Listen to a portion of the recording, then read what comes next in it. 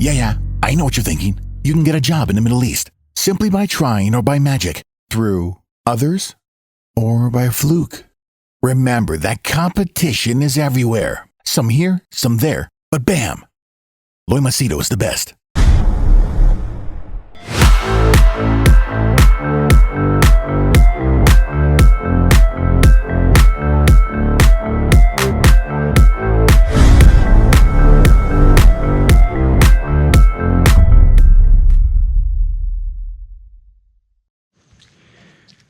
All right, let me ask you a rather shocking, controversial question, okay? And you give me the answer down below. This is an actual incident that took place. Let's say you approach me, you realize, oh, Loy does resume rebrand for the UAE, Dubai, Middle East market. Okay, I believe he is the best. I will take his service. And, you know, if you know my brand and you know my pricing, it's not affordable for many people. It is on the premium bit. Okay. So you pay me a good deal of money and, you know, you're waiting for the results. And we work together because that's how I do. I don't do copy paste. Work together. We create a world-class resume. Okay. The best of what we can possibly do given the limitations, because you can't fabricate or make a fake story. You have to do within what you're capable of and what the market wants. So then I, obviously, before ending the service, I ask the person, are you happy with the CV? Yes or no? Person says yes. Is this exactly what you thought? No, it's far beyond. Everything perfect. Sure, you're happy? Sure. Service done? Completed? Yes. Okay, bye-bye. After some time, say a few days or a few weeks, or let's say a few months, the person sends me a message, and this has happened. Hey man, do you remember me? So obviously I ask them reference number or email address or something, because if they are my client, they'll have that. So they give me that, and then they say that, you know, this is my reference number, this is the details. So I remember, oh, okay, you're my client. Yes, tell me. X means client who I serviced. How can I help you? So then the person say, you know, I did that resume rebrand from you, okay? But I'm not getting any jobs. Means I'm not getting job offers, okay? I've not got any big salary, okay? And in fact, I'm not even getting interviews, okay? So now, here's my question before I even go further. So now, whose fault is it? Is it my fault? Is it his fault? Is it both our faults, or is it nobody's fault? Is it the market's fault? So even before you watch the rest of the video, comment down below and tell me whose fault do you think it is. Because see, if you actually look at it, you know, logically speaking, you pay someone, let's say you come to a service provider, you pay him money, okay? And you're looking for a service or solution, right? So after the solution or service is given, shouldn't results be produced? Correct or wrong? Okay. So you'll say, 100%. I pay you so much money, I want results. Okay. So now begins the topic.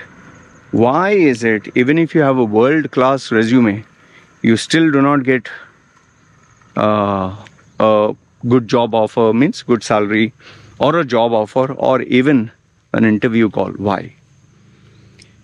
So let me answer. Generally, when I ask clients or ex-clients, very rarely does someone ask me this question, but for the few uneducated minds that do, hey man, I made your CV, I'm not getting job offers.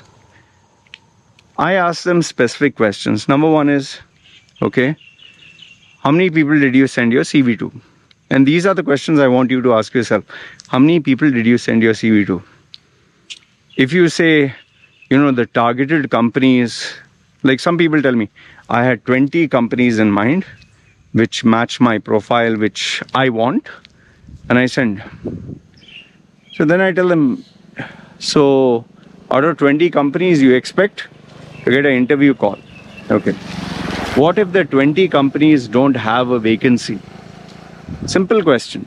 What if these companies don't have a vacancy? Let's say you're running a restaurant and you need 3 staff, waiters. For example, only waiters.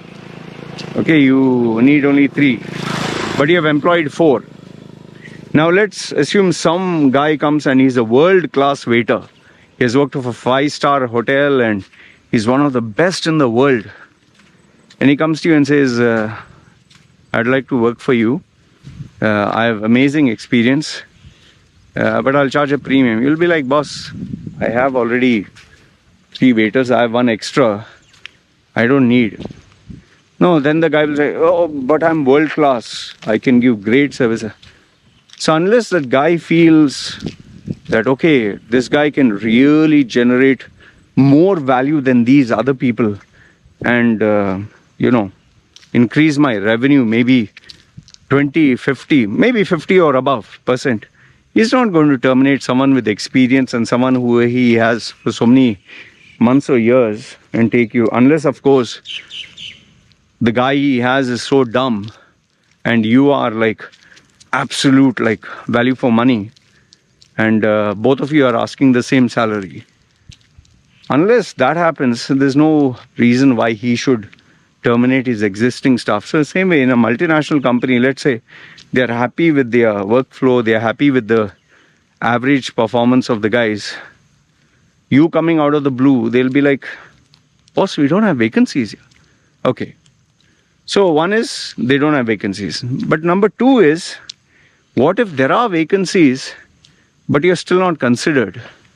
Yeah, it is because maybe the guy who is applying is better than you. Maybe he has more experience than you. Maybe he has more credentials than you. Maybe he has more expertise than you. Maybe he has, a job track record that you cannot match. So then what will you do, man? Tell them, I have this amazing document that is written so well that his 10 years experience ahead of me means nothing. Come on, man. Let's be real. Okay. Yes, a resume, the presentation does matter. But experience, expertise, knowledge, credentials, track record, recommendations, they do matter. Then number 3 is, which you can't do anything about, what if the person, let's say you're competing against, has a godfather? What if he knows somebody of somebody in the company who can put in a word which you can't? Then what will you do? Seriously, what will you do? Let's say the HR manager is looking at the CVs and he's like, whom to consider, and suddenly he gets a call from the GM or the director who says, hey, listen, my relative or my son, or he might say, this person I know is applying for the job, is highly recommended. Check him out and see how you can fit him into the organizational structure. So if a godfather or contact, or like this in UAE, Vasta calls, what do you do? Can you tell the director no? Okay. Let's assume all this is out. I'm giving you another option now. Let's imagine there's no godfather. Let's assume everyone's equal to you. Okay? And let's assume there is a vacancy. Okay, we are talking about a fair world. So now the question comes, why you still didn't get a call? Because, if everyone's the same and let's say I or somebody else made a world-class resume, shouldn't you be considered? There it comes down to how many people applied. 1, are you the only person who applied? Did 2 people apply, 5 people apply? Or did 100 people apply? or let's say 1,000. Because if there are so many people who applied, chances are you can get overlooked, or maybe the person, the assistant, or the lower level guy, he just choose 4, 5. It comes down to luck also. Okay, these are factors you have to consider. Okay. And now comes the biggest one of them all. When somebody pays me money for resume rebrand, that's exactly what I do, a resume rebrand to the best of your abilities, to the best of your experience, yours, to the best of verifiable data, yours. And if you're here, I position you up here. And I give you exactly what the market wants. So given your limitations, your strengths, your experience, your plus points, what else can you do? So then, the first thing is, don't send emails. This is what I tell everybody. Emails is dime a dozen. I've told you this. Me being such a small timer YouTube and given my online presence, the amount of emails I receive is 1,600 almost on average a day. 1,600, and I have to literally go through them, and it's sometimes crazy. So that is why I have to apply a very heavy filter and software where I get only the emails, okay, new customers or existing customers or people I know. Otherwise, it is so bloody crazy, man, to go through all of them. Okay. And, the ones that don't qualify, don't even look at them. Once a while, I check this folder, which is not actually spam. But then I'm like, emails get lost. And I want you to check with any of your friends who are in HR. Just ask them how many CVs unsolicited get emailed to them per day.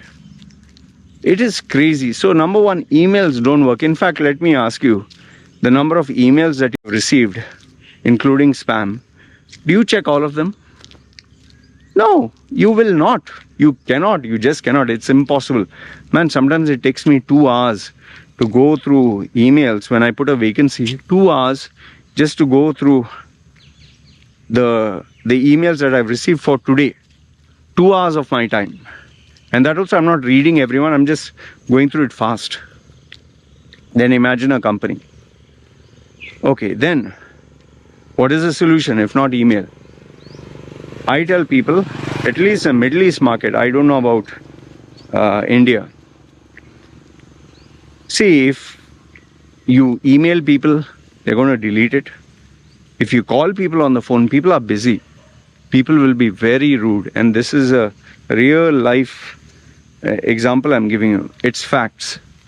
You call anybody unsolicited and you're looking for a job. Let's say you call the receptionist or you call the HR they're just so busy. They'll be like, yeah, how may I help you? I'm looking for a job. Okay, send your CV. They'll just say, send your CV. Okay, email it. Because they want to get rid of you. They want to focus on their jobs, yeah. They have 110 things to do and you're the least of their concern. So now if email is not a possibility, making calls is not a possibility, then what do you do? Well, the answer is face-to-face meetings. And that is not only the most uncomfortable, it's the most painful, it is the most inconvenient, it is the hardest. And why is it? Hardest because each company you go to, you have to literally travel. And for that, it takes time. If you're using public transport, it'll take even more time. If you're taking a taxi, it takes a lot of money. And then after you reach that place, the bigger question, this guy, is he going to even agree to meet you?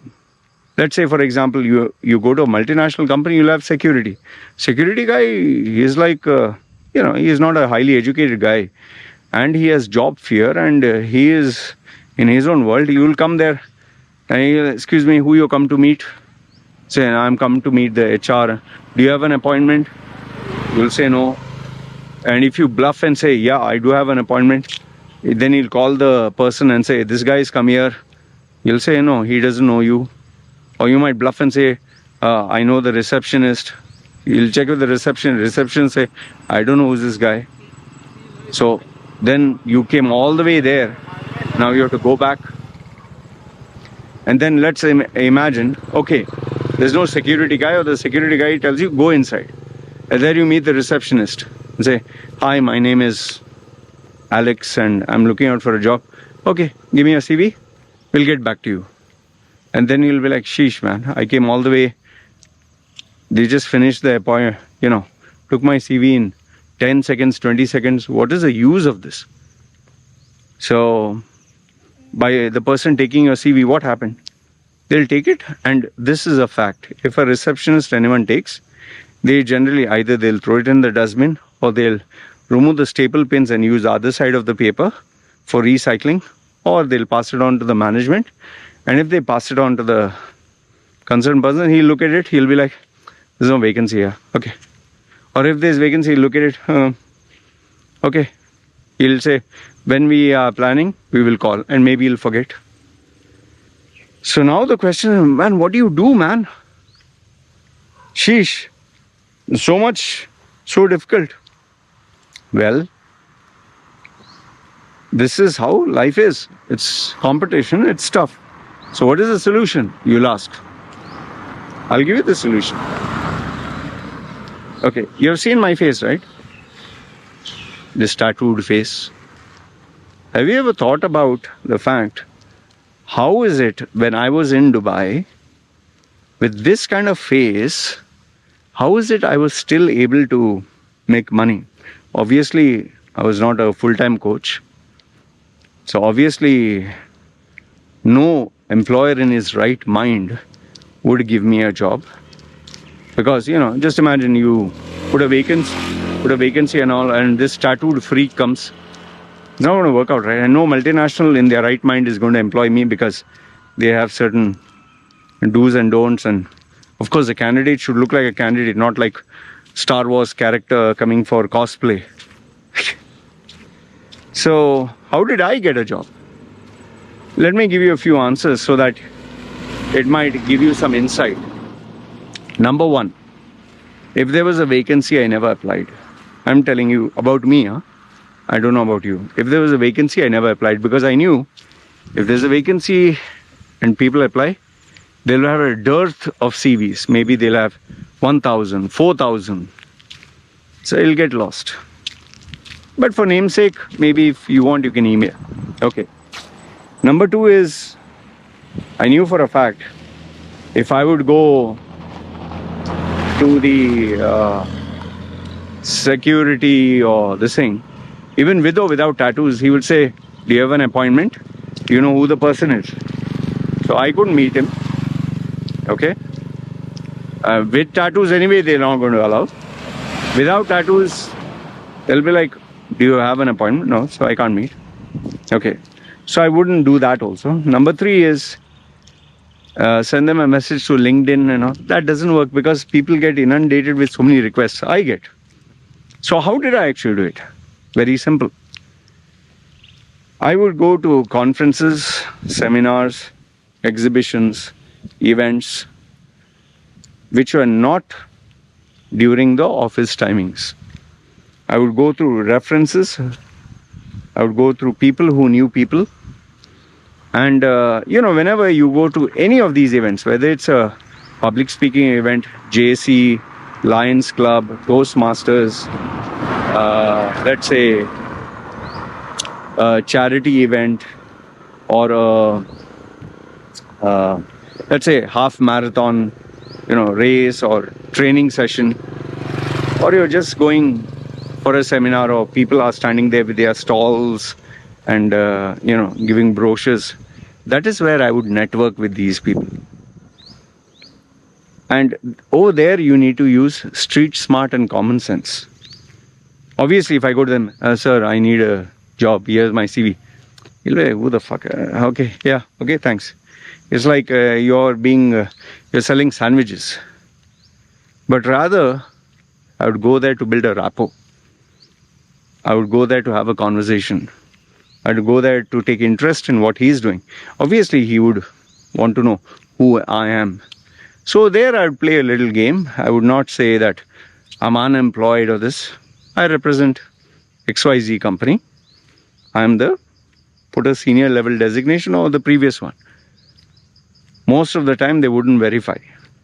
Because they, oh, okay, you're a visitor, you're so-and-so. Put a slightly higher designation. Okay, but it should be convincing. Shouldn't be your CEO. And then obviously make sure that you have a little bit of knowledge.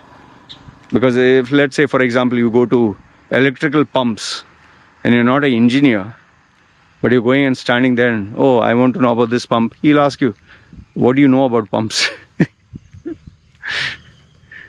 And remember, when dealing with people, no, face to face, they generally, they don't like, they're not rude, because they know they're dealing with a human being face to face. They're generally very timid and nice. On the phone, they can be very rude. On the email, they can ignore you, but face to face, they can't. And the same thing I would do even if I met a security guy or a person at the reception desk. I would treat them like a human being. And obviously, you don't slap them with, I'm looking for a job. That is very amateurish. You recognize them as human beings and talk to them. And it's how you talk to them that matters. You'd be very surprised to know sometimes when I'd see a security guard standing there, and I would not only say hi to them. Sometimes it all depends how good you are.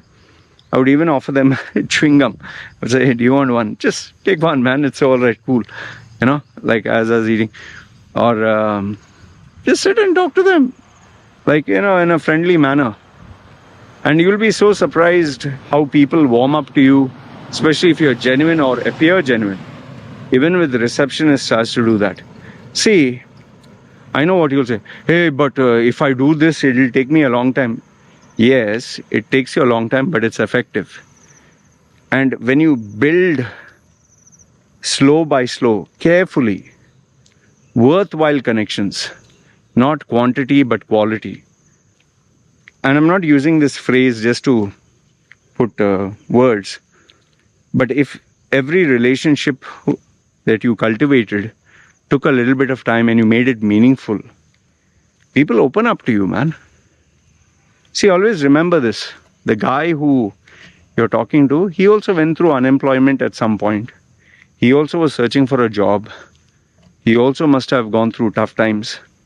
So that human element is there, but what happens is people tend to forget that because now they have responsibilities, they have roles, they have pressure, they have their boss on their head, they have clients screaming at them, their colleagues are demanding, finish this job fast.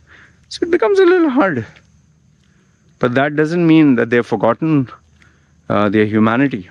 So the main thing which I want you to keep in mind is that if you are able to articulate your thoughts and come across as a person with at least a little bit of maturity, common sense, the ability to build human connections, doors will open up. Maybe he'll not offer you a job. Maybe he'll not let you in the company, but he'll give you always information, critical information, which will be the key. Like many a times when I would go and I would use my charm or charisma or whatever, somehow I would try to get the information. He would tell me, okay, this is the person to get in touch. Or they would say, the reception, no sir, there is absolutely no vacancy. Even if you apply, it's no point. Okay. Then I find out, he's the managing director, but he doesn't entertain people. Fine. So at least you got some information, right? And then obviously you don't end it there by saying, okay, there is no vacancy, finish it, bye-bye. No. You ask intelligent questions. Okay, if there's no vacancy, do you have any branches? Do you have any groups? Who are your competitors? Who is the right person to get in touch with? If there was a job vacancy, they'll give the name. Okay. And, my style used to be not just one option. I would ask the person's email address. I would ask the person's extension. I would ask the person, sometimes I would even give a call and say I'm from this courier company or there's a delivery, and figure out what is the person's extension or what is the person's email. And they would say, okay, send the details. Yeah, but I have to send it to him. Can you just give me? So I'll put a CC, BCC, CC to you. And see, there are 110 ways that you can do things. Okay, it's not just one. You have to be creative about it. So now the question comes then, Loy, there's no point of coming to you for a resume rebrand. Well, guess what? That is where you actually must. Why? Because after doing all this hard work, when they ask for your profile, if your profile is crap or your profile is a grandiose statement of how amazing you are, or there's a total disconnect, after all the effort you put, it goes to waste. Then what is the use? No point, right? See, a resume does have its place in the corporate structure, especially where employment is concerned. It is nothing but you trying to communicate who you are to them in a proper way, which would have them like the 3 I's which I say. It should be intriguing, it should be intriguing, it should be interesting, it should be informative. If it's not those 3, then no point. Intriguing, creating curiosity. Interesting, it should keep them glued to your profile. Informative, it should tell them what they really want to know. But it should stop at where they feel, I need to know more, and they call you. Otherwise, it's not going to work. And remember, this lazy, stupid approach, I send 10,000 emails, oh, I use a software, 100,000, oh, I go everywhere, they say no. Just remember, think, guy like me with tattoos on his face, and FYI, I never ever had a resume because I was able to talk. I had the gift of the gab. I worked my ass off to sharpen the skills of networking, interpersonal skills, communication skills, selling skills. So if you don't have all that, then you need to have at least a proper document that you can introduce yourself, right? But just keep in mind what I told you. A CV is not going to magically open up all the doors. The whole world is going to knock. Oh, wow, what an amazing CV, man. Hey, come, let's offer him double the salary. No. It's like having a website. Maybe it's an amazing website, world-class website. Incredible graphics and great font style and entertaining. People see it once and that's it, no? So a lot of effort has to be done. And remember, all these small intricacies that you work on, perfect presentation, perfect resume, perfect interview skills, they'll all contribute to you being considered to get a job. And yes, that is where the factor of luck comes in. Luck comes to those who are well prepared. And when you're well prepared, luck will meet you half the way. See, I've been doing this for 20 plus years, man. And I can tell you this. People who really have the fire within, okay, the people who take personal responsibility, they will figure out a way. And they make sure all the areas are perfect. But if you just think the lazy man's approach, oh, I made this document, I'll get double, triple, 10 times the salary, you know. And one final thing before I conclude, which will be my conclusion. Nowhere, never have I ever stated that if you make a resume, you're guaranteed to get a job. Nobody will say that. Even these companies that charge you money with professionals on LinkedIn with all their claims, and they'll say, oh, it'll improve your visibility. It'll improve your chances. Nobody will guarantee you. Anyway, this is what I wanted to share with you guys. You let me know whether you agree, disagree with me, and what would you tell such individuals who, after making a world-class resume, whether with me or with anybody else, after they made it, they wonder why they are not getting calls, and they send 100,000 emails, and maybe your approach, your strategy, your what you're demanding is not realistic. There are so many factors here, so many. Remember, if you offer them more value than what you're asking for, okay, and you know how to market and pitch yourself, guaranteed you will be given a job offer. Maybe not a very high one, but you will be given one. And in the Middle East market, especially if you are on a visit visa, if you come there for a visit, they know that you need them more than they need you. They have survived without you before, they'll survive without you after also. So you're not the most important thing since sliced bread. So there, humility, tact, common sense, and being being this individual who really knows how to give them an offer they can't refuse. And I'll tell you, eventually you will get there, man. There are tons of people who are getting jobs. Tons of people who are getting jobs. If you're not getting a job, definitely there's something wrong with you. Because I'll tell you, in my experience, there have been even times where I've literally introduced the person to the decision maker. Seriously, literally. And still they have failed. Then who's to blame? Anyway, this is what I wanted to share with you. Let me know your thoughts in the comments below. You agree, disagree? And let the debate begin in the comments. And do offer some tips, because there are some guys who definitely need them. You guys take care. This is me signing off. Ciao.